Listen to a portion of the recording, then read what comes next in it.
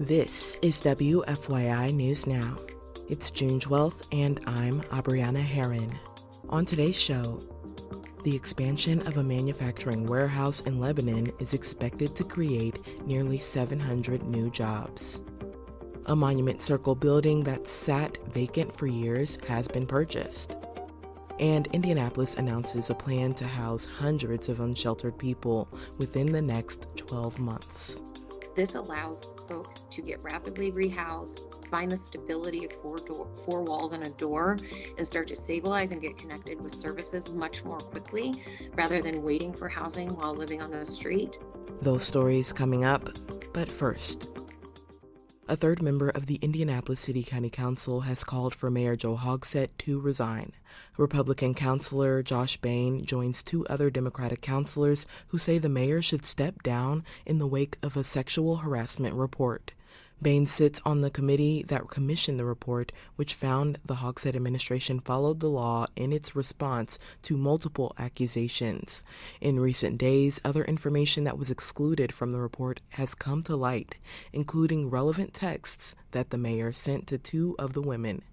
Bain also references other reasons he believes Hogsett should resign, including a 2024 meeting when the mayor appeared to be impaired, and the 2020 protests, saying the mayor failed in his leadership.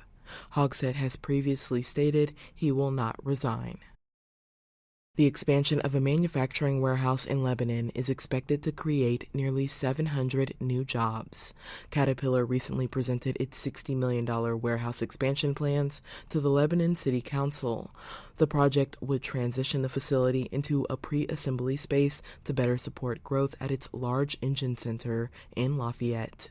Eric Newkirk, a director with Caterpillar, says the move will boost local business and provide professional development opportunities for residents. We know this is a high-growth county. You guys have done a great job in attracting some wonderful businesses here, but we're hoping most likely bring some new members to the community as well for you all. The Lebanon City Council unanimously approved 4 years of property tax reductions for the project during the meeting. Construction on the warehouse could start as early as this year. The Keystone Group announced it purchased the former Anthem headquarters on Monument Circle. The building sat vacant for the last several years after Anthem moved their headquarters to Virginia Avenue in 2018. How much the building was purchased for and what it might be used for in the future is not yet known. A statement from the Keystone Group hinted that possible plans may include expanded retail space and more parking. And for our final story today, the City of Indianapolis announced a plan Tuesday for housing 350 unsheltered people across the city within the next 12 months.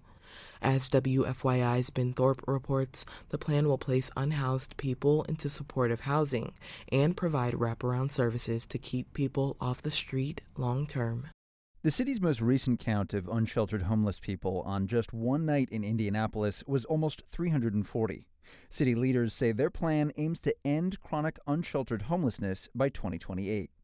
Aaron Schounts is a senior policy advisor in the mayor's office. This allows folks to get rapidly rehoused, find the stability of four walls and a door, and start to stabilize and get connected with services much more quickly rather than waiting for housing while living on the street. The city will cover rent for unsheltered individuals, working directly with landlords to find available units across the city. This is the first phase of a multi-pronged initiative. It is supported by roughly $8 million in city and philanthropic funds. I'm Ben Thorpe.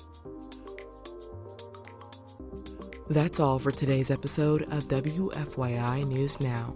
Our podcast is produced by Drew Daudelin and Zach Bundy, with support from the news team at WFYI and public media journalists across the state. Our news director is Sarah Neal-Estes. Kendall Antron produced our music, and I'm your host, Abriana Herron. If you like today's episode, remember to subscribe and share, and follow WFYI on Instagram, TikTok, Facebook, and YouTube to check in on our newsroom throughout the day. Thanks for listening. We'll be back tomorrow.